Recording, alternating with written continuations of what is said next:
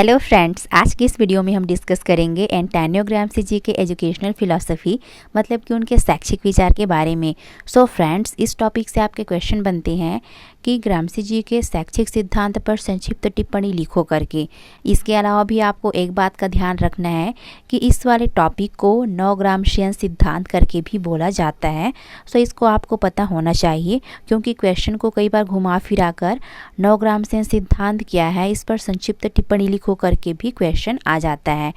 सो आज की इस वीडियो में हम ग्राम्सी जी के बायोग्राफी, उनका एजुकेशनल फिलॉसफी, स्कूल कैसा होना चाहिए, टीचर की क्या भूमिका होनी चाहिए, छात्र का क्या स्थान होना चाहिए, इन सभी पॉइंट पर आज की इस वीडियो में हम फुल डिस्कशन करेंगे।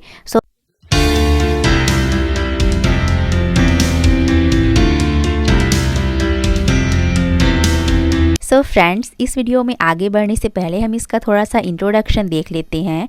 तो एंटोनियो ग्राम्सी जी इटली की कम्युनिस्ट पार्टी के फाउंडर थे, मार्क्सवाद के प्रोमिनेंट थ्योरिस्ट थे, एक इंटेलेक्चुअल मतलब कि एक बुद्धिजीवी थे, और इसके अलावा भी वे एक पत्रकार जर्नलिज्म थे। सो इस प्रकार से इन्होंने अपने अंतिम 11 वर्ष जो है मुसोलिनी की जेलों में बिताए थे, क्योंकि ग्राम्सी जी एक महान क्रांतिकारी विचारक थे। सो ये लोगों को इन्फ्लुएंस्ड करते थे अब ताकि व्यक्ति अपने अधिकारों की रक्षा कर सके और वो शासन करने वालों पर नियंत्रण कर सके करके। सो इन सभी चीज़ों को, इन आवाज़ को दबाने के लिए ग्राम्सी जी को कई बार जेल की यात्रा करनी पड़ी है। सो इस टाइम के दौरान इन्होंने लगभग 3000 पेज की एक 32 नोटबुक पूरी करी थी, और इस नोटबुक को उनकी जेल से तस्करी करके मतलब कि छुपा करके बाहर लाया गया था, और युद्ध के बाद इतालवी लैंग्वेज में इसको प्रकाशित किया गया था। ये इतालवी क्या होता है इसको हम आगे डिस्कस करेंगे। सो फ्रेंड्स, आई होप कि आपको स्टार्टिंग में ही ग्राम्सी जी के बारे में बहुत कुछ जानने को मिला होगा। इसे आगे हम और अच्छे से डिस्कस करेंगे। तो इसमें से नेक्स्ट पॉइंट है इम्पॉर्टेंट पॉइंट्स। सो फ्रेंड्स, इस वीडियो में हम जिस पॉइंट के थ्रू डिस्कशन करेंगे उसको हमने पॉइंट्स के थ्रू डिस्क्राइब किया हुआ है। आप चाहे तो अपने कॉपी में भी ऐसी सिनॉप्सिस बनाकर डिस्क्राइब कर सकते हैं। सो इसमें से हमारा फर्स्ट पॉइंट रहेगा हिज बायोग्राफी, जीवन परिचय।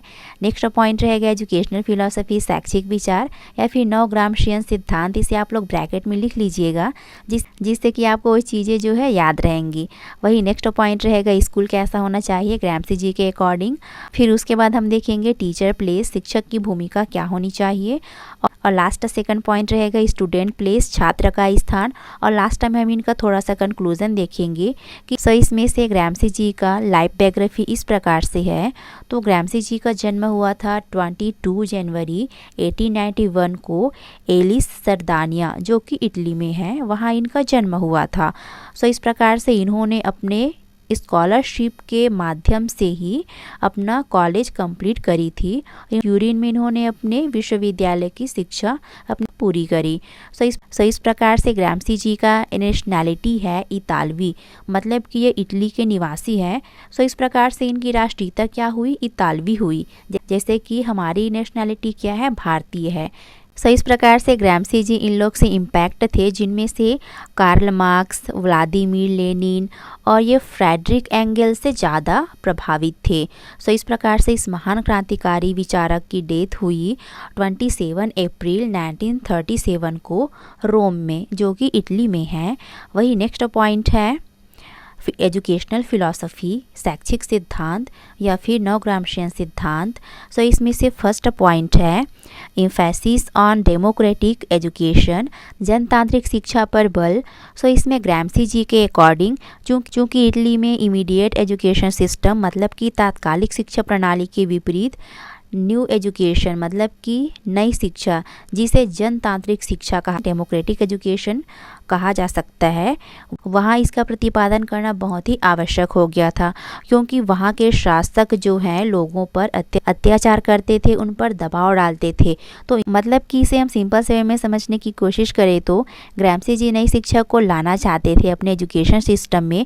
तो ये नई शिक्षा क्या होता है, तो नई शिक्षा के अंतर्गत शिक्षा जो है सरल होनी चाहिए, सुगम होनी चाहिए, और ह्यूमैनिज्म मतलब कि मानवतावादी होनी चाहिए, जिससे कि शिक्षा शिक्षा के माध्यम से व्यक्ति अपनी आवश्यकताओं की पूर्ति कर सके और लोग एक दूसरे की भावनाओं को समझ सके करके।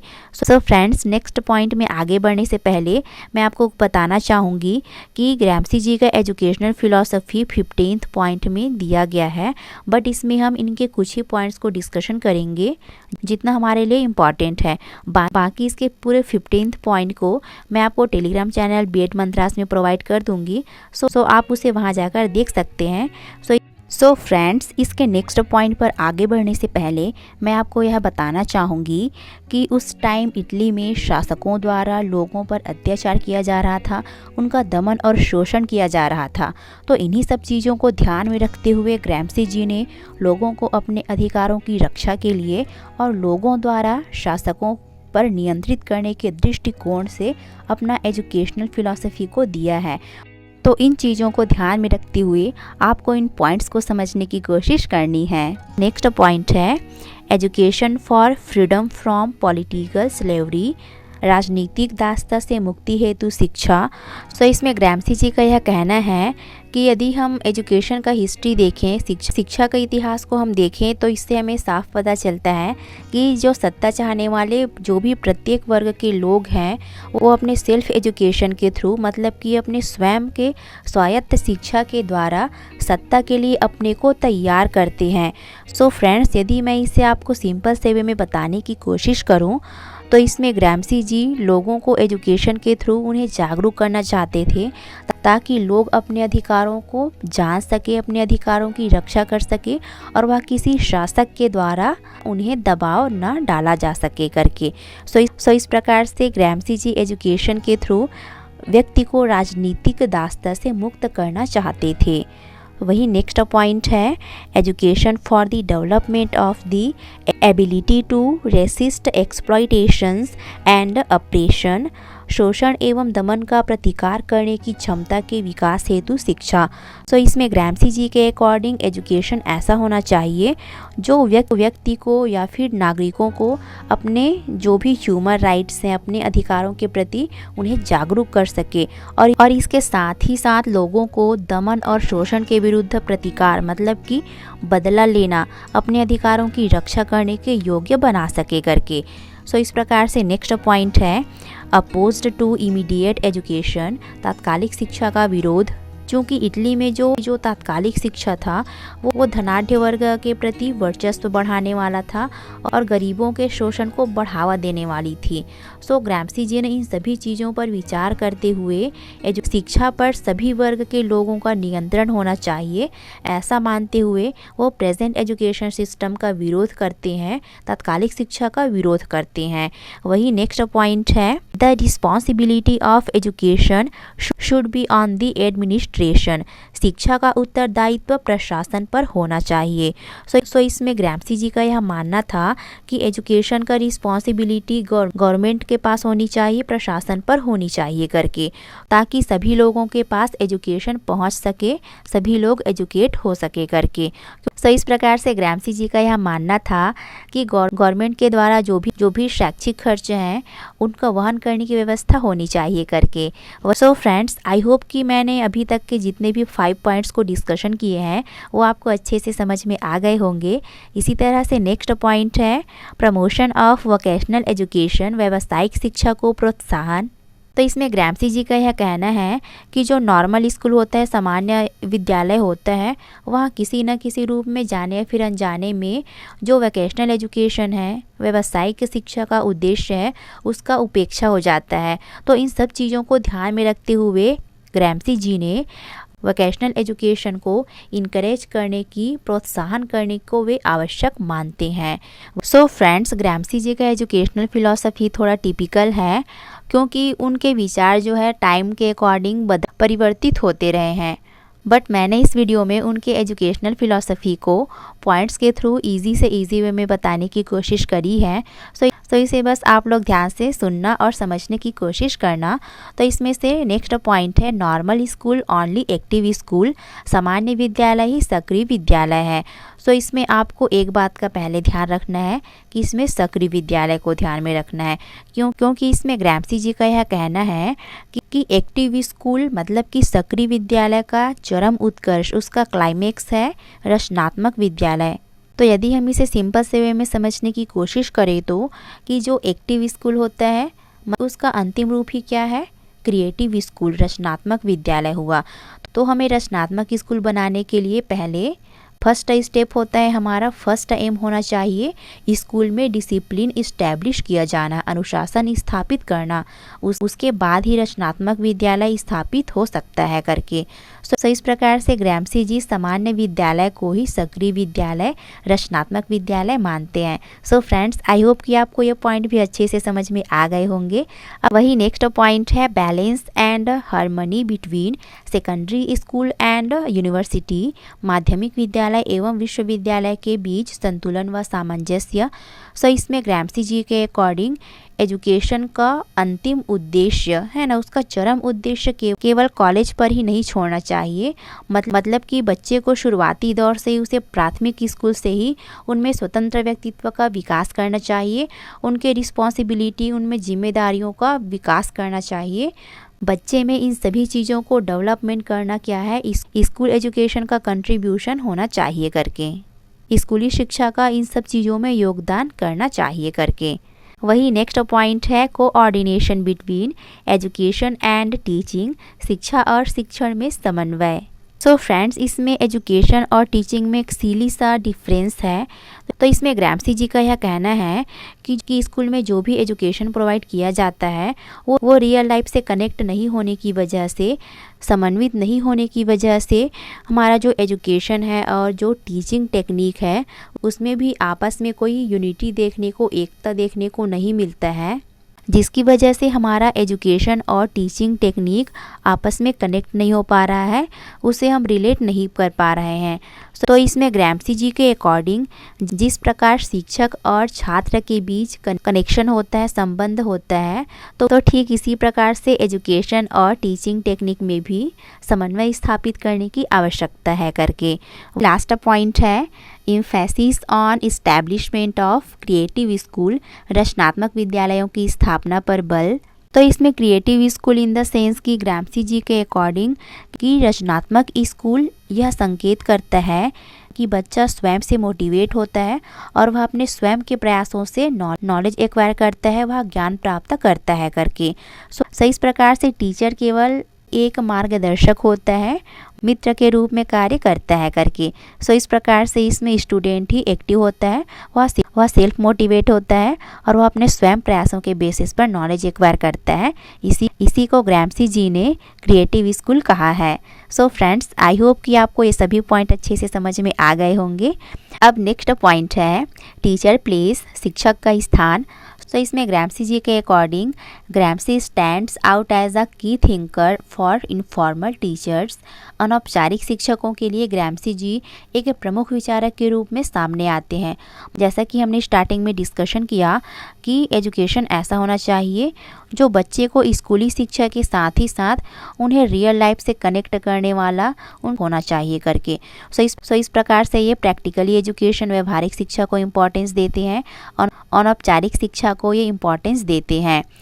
सो इस प्रकार से टीचर को एक्टिव होना चाहिए और क्रिएटिव होना चाहिए, ऐसा ग्राम्सी जी का मानना है। वही नेक्स्ट पॉइंट है स्टूडेंट प्लेस, छात्र का स्थान। सो इसमें ग्राम्सी जी के according he was very clear that learning is not something that comes easily to most young people. उनका स्पष्ट कहना था कि सीखना कोई ऐसी चीज़ नहीं है जो अधिकांश युवा लोगों को आसानी से आती है। मतलब यदि इसे हम सिंपल से वे में समझने की कोशिश करें तो ग्राम्सी जी का यह कहना था कि बच्चे को ऐसा एजुकेशन प्रोवाइड करना चाहिए जो उनके इंटरेस्ट के अकॉर्डिंग हो, उनके क्षमताओं के अनुरूप हो करके ना। सो इस प्रकार से ग्रैम्सी जी ने इसमें बच्चे के इंटरेस्ट को ध्यान में रखते हुए एजुकेशन प्रोवाइड करने को इम्पोर्टेंस देते हैं। सो और इसके साथ ही बच्चे का साइकोलॉजी, उसका माइंड और जो एजुकेशन का जो रूप है, इनके बीच जो कनेक्शन है वो हमेशा एक्टिव होना चाहिए और क्रिएटिव होना चाहिए। मतलब कि छात्र को एक्टिव और क्रिएटिव होना चाहिए करके। जैसे कि कार्यकर्ता का उसके इंस्ट्रूमेंट के साथ जो रिलेशन होता है वो एक्टिव और क्रिएटिव होता है। भाई जैसे कि कोई वर्कर हो गया, वह जो इंस्ट्रूमेंट यूज़ करता है, जब वह एक्टिव होगा, क्रिएटिव होगा, तभी तो अपने कार्य को अच्छे से कंप्लीट कर सकेगा ना। तो ठीक इसी प्रकार से इसमें बच्चे को एक्टिव होना चाहिए और उसे क्रिएटिव होना चाहिए, ऐसा ग्राम्सी जी का मानना था। सो इस प्रकार से इसे हम इजी वे में समझने की कोशिश करें तो ग्राम्सी जी के अकॉर्डिंग शिक्षार्थी को एक्टिव होना चाहिए, ना कि निष्क्रिय और यांत्रिक प्राप्तकर्ता, मतलब कि रटने वाला, है ना। बस इसमें आपको कुछ ही वर्ड्स को ध्यान में रखने हैं और उसके अकॉर्डिंग आपको समझना है और उसे अपने वर्ड में डील करने की कोशिश करना है। अब नेक्स्ट पॉइंट है, सो फ्रेंड्स ये रिपीट हो गया है, तो इसे आप लोग देख सकते हैं। ये सेकंड पॉइंट में हम जो डिस्कस किए थे वही वाला है। अब नेक्स्ट पॉइंट है स्कूल विद्यालय। सो इसमें ग्राम्सी जी के अकॉर्डिंग वे चाहते हैं कि शुरुआत में ही जो प्राइमरी और मिडिल स्कूल है वो एक प्रकार के प्रारंभिक स्कूल के रूप में बनाए जाए, जो बच्चे को उसकी पसंद के अकॉर्डिंग नौकरी की दहलीज तक ले जाए। मतलब और इसके साथ ही उसे इस टाइम के दौरान एक सक्षम व्यक्ति के रूप में तैयार करेगा।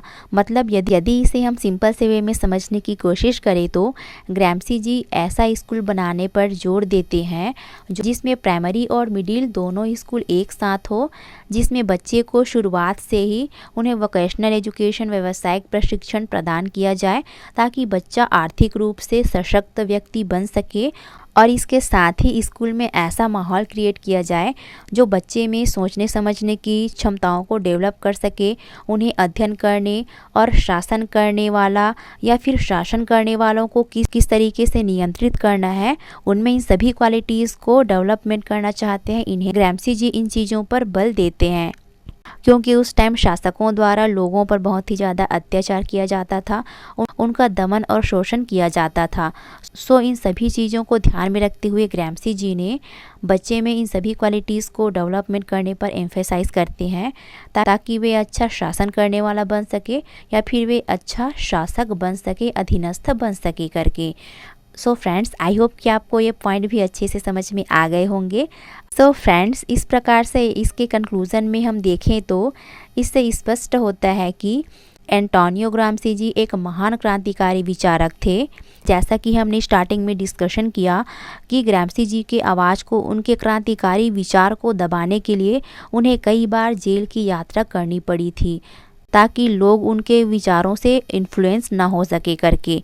तो इस प्रकार से एक कथन से स्पष्ट होता है जिसे मैं आपको ओरली बताने की कोशिश करूँगी। सो इसे आप लोग ध्यान से सुनिएगा कि इसमें कहते हैं, क्या इसमें कोई आश्चर्य की बात है कि मुसोलिनी की सरकार ने अपने मुकदमे में यह स्पष्ट कर दिया कि वे उसके दिमाग को काम करने से रोकना चाहते हैं।